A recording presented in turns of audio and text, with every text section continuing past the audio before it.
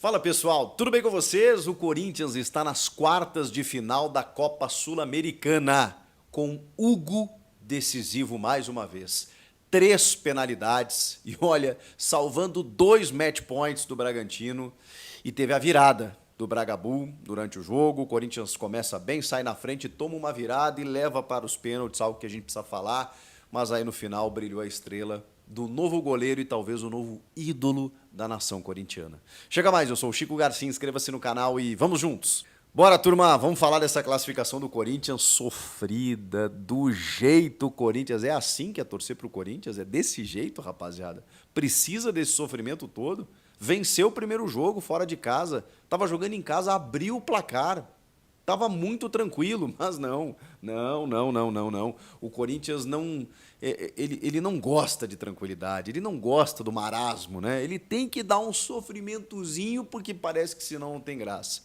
Tirando a brincadeira, é impressionante, porque o Corinthians vai muito bem nas Copas, classificou contra o Grêmio, jogando melhor, inclusive quando teve um jogador a menos no primeiro jogo, depois no segundo tempo poderia ter vencido no tempo normal, classifica nos pênaltis. Dessa vez, não precisava ter levado para os pênaltis.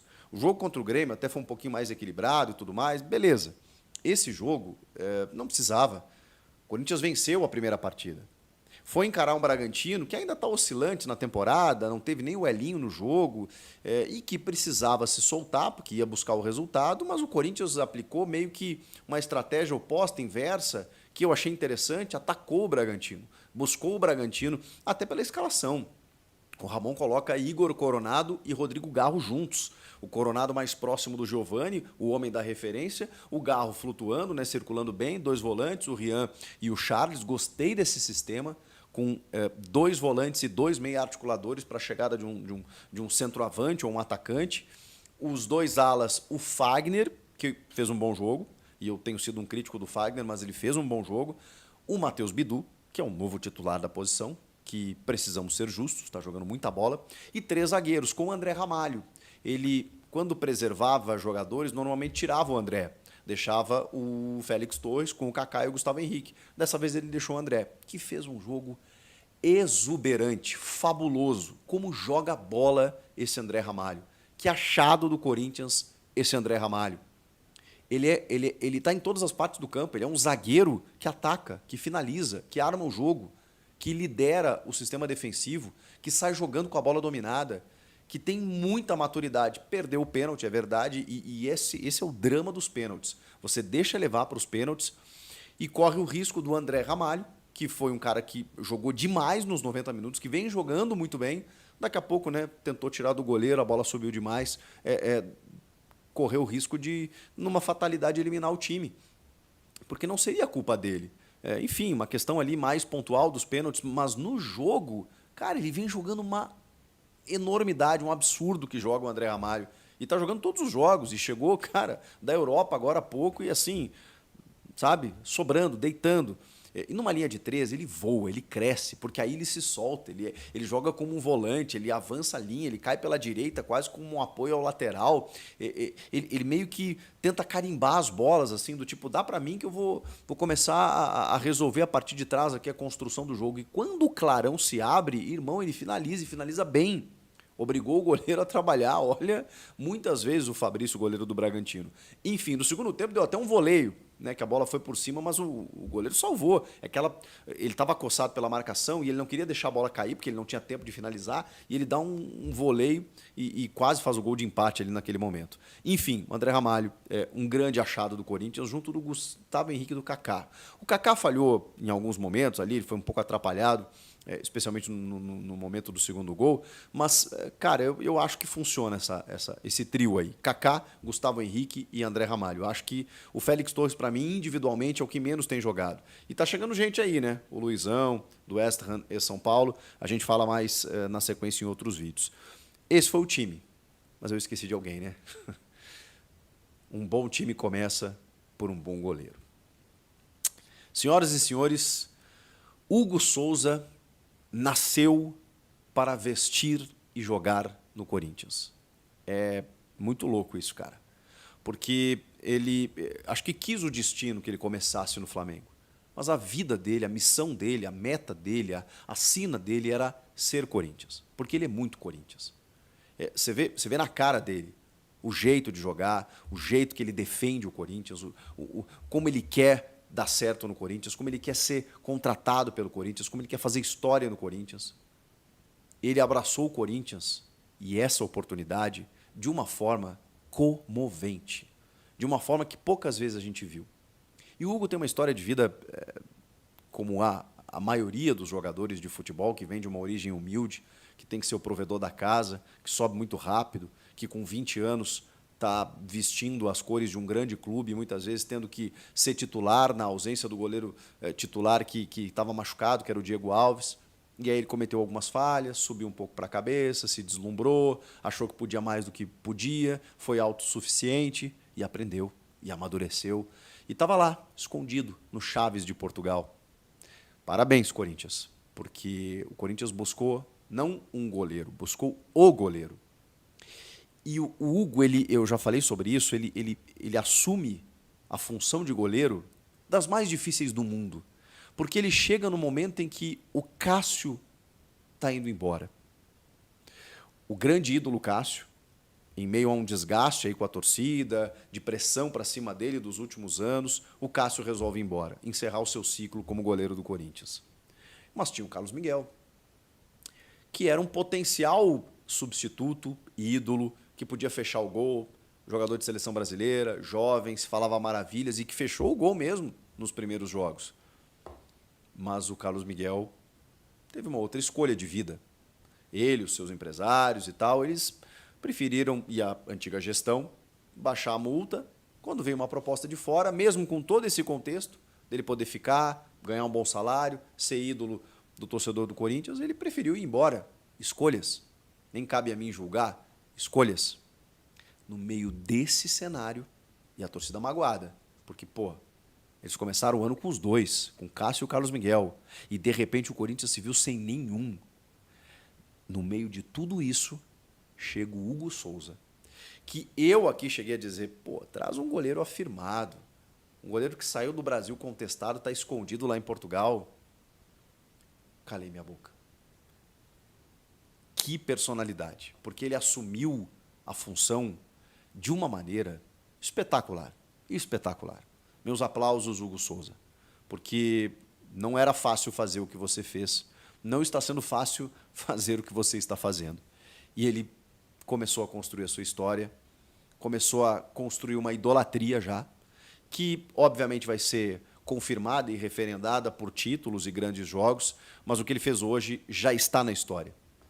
O Hugo Souza, no meio de tudo isso, pegou 3 penalidades, quando o Bragantino tinha 2 possibilidades de fechar a série, de converter o pênalti e acabar a disputa.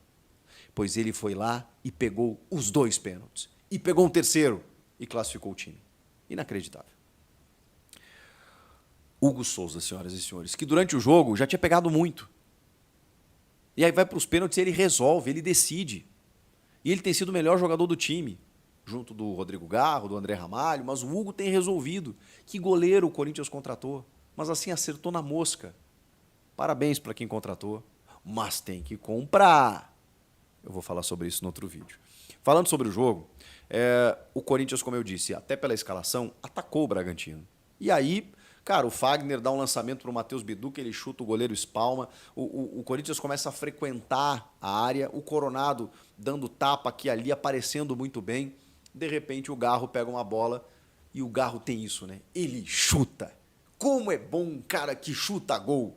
Porque se você chuta, pode desviar em alguém, enganar o goleiro, pode bater na trave e entrar, pode o goleiro tomar um frango, tudo pode acontecer. Se você não chutar, aí não acontece mesmo. Né? Vou te contar essa novidade aí. Se você chuta pro gol, algo pode acontecer. E o Garro chuta. Ele chutou e abriu o placar. O Corinthians aumentou a vantagem que tinha. E muita gente cogitava até que o Corinthians ali poderia começar a preservar jogadores pensando no Fortaleza pelo Brasileiro, porque estava tudo encaminhado. Vem o segundo tempo,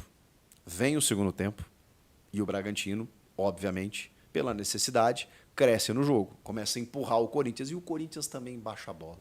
O Corinthians meio que administra, o Corinthians meio que pensa, bom, beleza, vamos até o final, estamos com a vantagem, se tomar um gol aqui E eu até achei que isso pudesse acontecer, pela volúpia do Bragantino. Bom, daqui a pouco o Corinthians pode tomar um gol e tal, né? Mas não vai ser mais do que isso. Em 4 minutos, o Bragantino virou. Começou a frequentar muito a área, o André Ramalho espana uma bola de cabeça e o Sacha, que é um bom atacante, é um atacante que tem muitos gols, ele está sempre fazendo gol, desferiu um chute na meia-lua, no cantinho, e o Hugo estava até encoberto, assim, com muita gente na frente, não conseguiu buscar. Na sequência, o Bragantino em cima, o Hugo fazendo milagre, fazendo defesa aqui, a defesa afastando e não sei o quê, bola aérea, o Luan Cândido cabeceando, contrapé do Hugo, 2-1. Aí a gente está falando de 30 minutos do segundo tempo. 30 do segundo tempo, o Bragantino em cima, fazendo 2-1 na Neoquímica Arena de virada, levando o jogo para os pênaltis. E poderia o Bragantino fazer o terceiro, por que não? O Corinthians se lançou ao ataque, meio que numa pressão, num abafo, tentou fazer o empate e não conseguiu. Pênaltis. E aí, gente? E aí? E aí que o Bragantino, quando o André Ramalho perde a penalidade, que acho que é o segundo ou terceiro pênalti, acho que é o segundo, na última bola, bastava o Gustavinho fazer o gol. E aí que entra o Hugo Souza na sua grandiosidade. Porque não é que ele pegou o pênaltis na disputa de pênaltis. O Cássio também pegava, pelo menos uma. Uma batida ele pegava. O Hugo pega o pênalti, que era o da classificação do Bragantino. Era o chamado match point. Faz e acaba. O cara chutou no cantinho, um canto que ele estava tentando. Ele foi 2, 3 vezes naquele canto. Depois ele tentou inverter. O Gustavinho foi lá, chutou no cantinho e ele foi buscar. Explosão na Neoquímica Arena. No último pênalti, o Hugo deixou tudo igual. Vamos para séries alternadas. Aí é o seguinte, quem errar e converter, né, você avança. Bastava o Corinthians fazer o seu gol, para depois, né, jogar a responsabilidade para o outro lado. O Rian vai lá e perde o pênalti. O Hugo faz o mais difícil, que é pegar a última bola. O Rian vai lá e perde o pênalti. O que o Hugo faz? Pega de novo. O Hugo vai lá e pega de novo. Cara, que loucura. Ele não pegou uma nem duas para resolver. Ele não pegou só uma, ele pegou 2 vezes quando o Bragantino estava para resolver o jogo. Ele pegou o match point, ele pegou de novo, e aí o Gustavo Henrique faz o gol e não bastasse, não satisfeito, ele foi lá e pegou o terceiro. E classificou o Corinthians. Que história, Hugo Souza?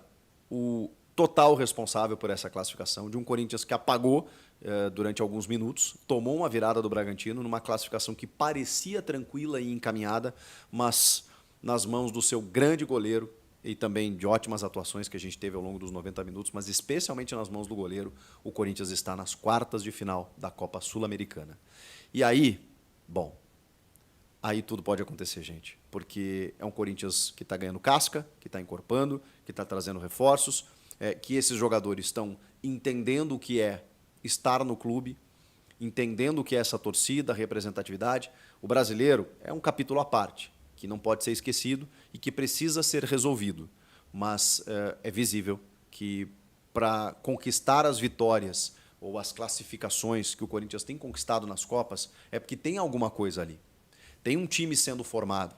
Pode ser até que os louros sejam colhidos no ano que vem. Eu não sei até quando o Corinthians vai na Sul-Americana ou na Copa do Brasil, mas tem condições de avançar. Está fazendo isso com muita entrega, com organização, mesmo com o pouco tempo do Ramon Dias, e com jogadores que individualmente, alguns que chegaram, estão dando conta do recado. Tem alguns questionamentos aqui, né? O Pedro Henrique de novo entrou, teve problemas, o Wesley também não conseguiu ser, até converteu o pênalti, né? O Pedro Henrique também, mas eles não conseguiram serem efetivos, né? no campo de ataque, no campo ofensivo.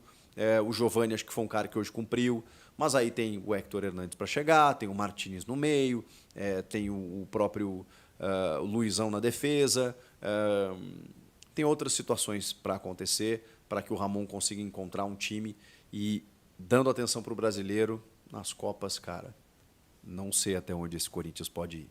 O curioso caso do Corinthians de Ramon, que sofre no brasileiro, mas nas Copas derruba quem vier pela frente. Quem duvidar é doido. E Hugo, parabéns.